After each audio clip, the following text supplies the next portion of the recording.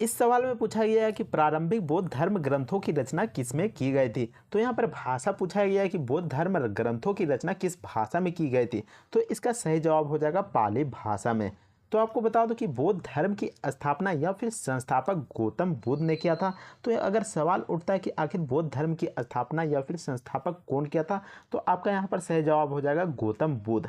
और गौतम बुद्ध का बचपन का नाम ही सिद्धार्थ था। इसके अलावा त्रिपिटक ग्रंथ जो कि पाली भाषा में लिखा गया था, और त्रिपिटक ग्रंथ बौद्ध धर्म का प्रमुख ग्रंथ भी माना जाता है और इसे श्रीलंका में लिखा गया था। अगर सवाल उठता है कि त्रिपिटक ग्रंथ कहाँ लिखा गया था, तो यह श्रीलंका में लिखा गया था। बौद्ध धर्म के प्रारंभिक ग्रंथों को पाली भाषा में लिखा जाता था क्योंकि महात्मा बुद्ध के समय में आम लोगों की भाषा जो पाली ही थी, यानी कि जो भी आम लोग थे वो पाली भाषा में बात करते थे या फिर लिखते थे। उन्होंने अपना पहला उपदेश पाली भाषा में ही दिया था, क्योंकि मैंने जैसे कि अभी बताया कि आम लोगों की भाषा जो पाली थी, इससे यहाँ पर लोग आसानी से समझ सकते थे और पाली भाषा में ही लिखते थे। इस क्वेश्चन में पूछा गया है कि किस आर्टिकल के तहत राष्ट्रपति को क्षमादान की शक्ति प्राप्त होती है। तो राष्ट्रपति को किस आर्टिकल के तहत यहाँ पर क्षमादान की शक्ति होती है। तो यहाँ पर राष्ट्रपति को क्षमादान का मतलब यहाँ पर होता है कि मान लीजिए कि किसी कोर्ट, चाहे वह सिविल कोर्ट हो या फिर हाई कोर्ट हो या फिर सुप्रीम कोर्ट, कोई भी व्यक्ति को दोषी ठहरा दिया जाता है। मान लीजिए कोई व्यक्ति जुर्म करता है और यहाँ पर कोर्ट दोषी ठहरा देता है, तो राष्ट्रपति उस व्यक्ति को क्षमा दे सकता है। तो यहाँ पर किस आर्टिकल के तहत यहाँ पर राष्ट्रपति क्षमा दे सकता है। तो अनुच्छेद 72 के तहत वह दोषी व्यक्ति को राष्ट्रपति के द्वारा क्षमा किया जा सकता है।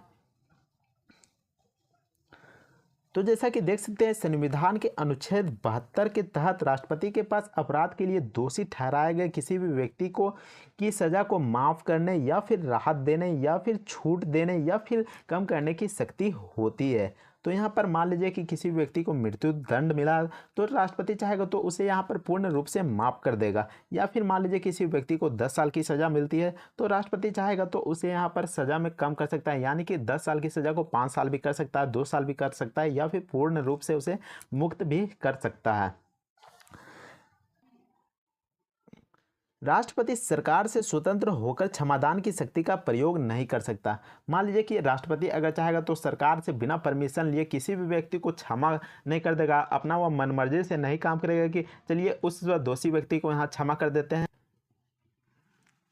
इसके लिए राष्ट्रपति को गृह मंत्रालय से सलाह लेनी पड़ती है और तब जाकर डिसाइड किया जाता है कि आखिर उस दोषी व्यक्ति को छोड़ना है या फिर उसकी सज़ा में कम करना है, या फिर उस व्यक्ति को पूर्ण रूप से क्षमा करना है, या फिर क्या करना है या फिर नहीं करना है। तो गृह मंत्रालय और राष्ट्रपति आपस में यहाँ पर चर्चा करती है, तब जाकर यहाँ पर डिसाइड करती है कि किस व्यक्ति को क्षमादान देना है या फिर नहीं। अब आपको बता दूं कि इस क्षमादान को 5 भागों में बांटा गया है। पहला नंबर में आता है क्षमा। इसमें पूर्ण रूप से दोषी को यहाँ पर माफ़ कर दिया जाता है, यानी कि मान लीजिए कोई भी यहाँ पर कोर्ट, सुप्रीम कोर्ट या फिर हाई कोर्ट या फिर सिविल कोर्ट कोई व्यक्ति को दोषी ठहरा देता है और मृत्यु दंड या फिर कोई कारावास या फिर कोई भी सज़ा सुना देता है, तो यहाँ पर राष्ट्रपति चाहेगा तो पूर्ण रूप से यहाँ पर उस व्यक्ति की सज़ा को माफ़ कर सकता है। वह स्वतंत्र रूप से यहाँ पर आम आदमी की तरह अपना जीवन जी सकता है।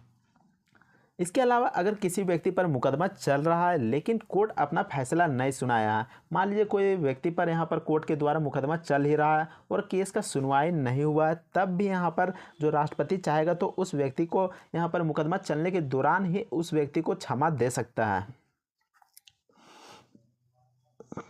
दूसरा नंबर में आता है लघुकरण। इसमें दंड के स्वरूप में बदलाव किया जाता है। उदाहरण के लिए देख सकते हैं यहाँ पर मृत्यु दंड को आजीवन कारावास में, मान लीजिए किसी को यहाँ पर फांसी की सज़ा सुनाया जाता है, तो यहाँ पर आजीवन कारावास यानी कि उम्र कैद की सज़ा में यहाँ पर परिवर्तित कर दिया जाता है। इसके अलावा किसी व्यक्ति को अगर कठोर कारावास का सज़ा यहाँ पर मिलता है, मान लीजिए कि उस व्यक्ति को यहाँ पर कठोर काम करने के लिए कहा जाता है या फिर किसी कठोर काम को करने का यहाँ पर सज़ा मिलता है, तो इसे यहाँ पर साधारण कारावास में परिवर्तित किया जा सकता है। लेकिन आपको बता दूं कि इसमें समय का बदलाव नहीं किया जाता है। तीसरा नंबर में आता है परिहार। इसमें दंड की अवधि को कम करना शामिल है। उदाहरण के लिए मान लीजिए किसी व्यक्ति को 2 वर्ष का कारावास की सज़ा मिलता है तो उसे यहाँ पर 1 वर्ष कर दिया जाता है। तो यहाँ पर इस तरीके से समय में परिवर्तित कर दिया जाता है। मान लीजिए कोई व्यक्ति को 10 साल की सज़ा मिलती है तो उसकी सज़ा को यहाँ पर 2 साल भी कर दिया सकता है, हो सकता है कि 5 साल कर दिया जाए। तो यहाँ पर राष्ट्रपति पर डिपेंड करता है कि उसका यहाँ पर सज़ा को कितना समय के लिए कम कर दिया जाता है। तो परिहार में समय का यहाँ पर मायने रखता है। नंबर 4 में आता है विराम। तो विराम में क्या होता है, जब दोषी व्यक्ति को कोई बड़ी बीमारी हो जाती है या फिर वह व्यक्ति पागल हो जाता है या फिर कोई महिला गर्भ अवस्था में आ जाती है, तब जाकर यहाँ पर विराम लगाया जाता है। और ऐसे में विराम लगाने के दौरान उसकी सज़ा में यहाँ पर परिवर्तन किया जा सकता है। उस दोषी व्यक्ति को कुछ समय के लिए जेल से बाहर निकाला जा सकता है और उसे हॉस्पिटल में भेज दिया जाता है या फिर जेल से कुछ बाहर रखा जाता है। तो विराम में यही होता है। नंबर 5 में आता है प्रविलंबन। अस्थायी समय के लिए किसी सज़ा, विशेषकर मृत्युदंड यानी कि फांसी पर रोक लगा दिया जाता है।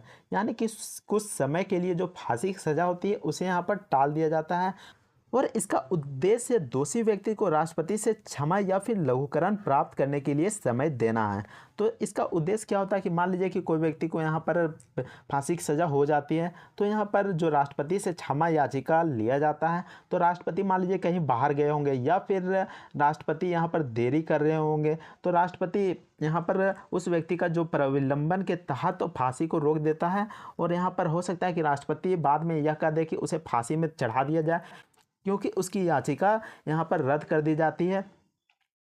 इसके अलावा अगर राष्ट्रपति चाहेगा तो लघुकरण, जिसमें मैंने बताया कि कठोर सज़ा को यहाँ पर सरल सज़ा में यहाँ पर परिवर्तित कर दिया जाता है या फिर जो मृत्यु दंड रहता है उसको यहाँ पर आजीवन कारावास में बदल दिया जाता है। तो इसके इंतजार में यहाँ पर प्रविलंबन लगाया जाता है। तो यहाँ पर समझ गए होंगे कि प्रविलंबन क्यों लगाया जाता है। तो यहाँ पर जो राष्ट्रपति का इंतजार किया जाता है कि आखिर उस व्यक्ति को क्षमा करेगा या फिर नहीं करेगा, तो उसी के इंतजार में यहाँ पर प्रविलंबन को लगाया जाता है। इसके अलावा अनुच्छेद 161 के तहत राज्यपाल को भी क्षमादान की शक्ति प्राप्त होता है, लेकिन जो राज्यपाल की शक्ति होता है वो काफ़ी ज़्यादा निहित होता है। राष्ट्रपति भी क्षमा कर सकता है लेकिन वो सिविल कोर्ट और यहाँ पर जो हाई कोर्ट रहता है उसी तक यहाँ पर सीमित है। इसके अलावा जो राज्यपाल की जो शक्तियाँ है वो काफ़ी ज़्यादा यहाँ पर सीमित कर दी गई है। आपने तो कोर्ट मार्शल के बारे में ज़रूर सुना होगा, जो कि सैनिकों के लिए कानून बनाए जाते हैं। तो आपको बता दूं कि कोर्ट मार्शल के तहत अगर किसी व्यक्ति को सज़ा होता है तो उसमें राष्ट्रपति, जो व्यक्ति या फिर जो सैनिक को सज़ा मिलता है उसमें यहाँ पर राष्ट्रपति तो माफ़ कर सकते हैं, लेकिन राज्यपाल उस सैनिक या फिर व्यक्ति को माफ़ नहीं कर सकते हैं।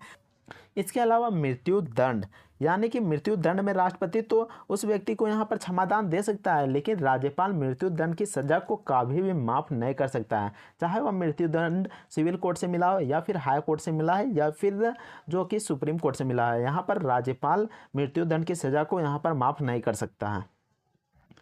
इस सवाल में पूछा गया कि मानस राष्ट्रीय उद्यान किस राज्य में स्थित है। तो यहाँ पर उद्यान से रिलेटेड क्वेश्चन पूछा गया है। तो मानस राष्ट्रीय उद्यान असम में स्थित है। इसके अलावा दिसंबर 1985 में यूनेस्को द्वारा इस राष्ट्रीय उद्यान को प्राकृतिक विश्व धरोहर स्थल भी माना गया है। यह अभयारण्य बाघ और जंगली भैंसों के लिए काफ़ी ज़्यादा प्रसिद्ध है। इसका नाम मानस नदी पर रखा गया है, जो कि ब्रह्मपुत्र नदी की एक सहायक नदी है। तो यहाँ पर पूछ सकता है कि ब्रह्मपुत्र की सहायक नदी कौन सा है। तो यहाँ पर मानस नदी है और मानस नदी के नाम पर ही मानस राष्ट्रीय उद्यान का नाम रखा गया है। और जो मानस नदी है इस राष्ट्रीय उद्यान के मुख्य केंद्र से होकर गुजरती है। तो आपको यह वीडियो कैसा लगा कमेंट करके ज़रूर बताएं, और वीडियो पसंद आती है तो वीडियो को लाइक कीजिए। और इसके अलावा आपको कौन से टॉपिक में वीडियो चाहिए आप हमें कमेंट करके बता सकते हैं, मैं उस टॉपिक पर वीडियो बना दूंगा। तो मिलते हैं नेक्स्ट वीडियो में, तब तक के लिए जय हिंद, वंदे मातरम।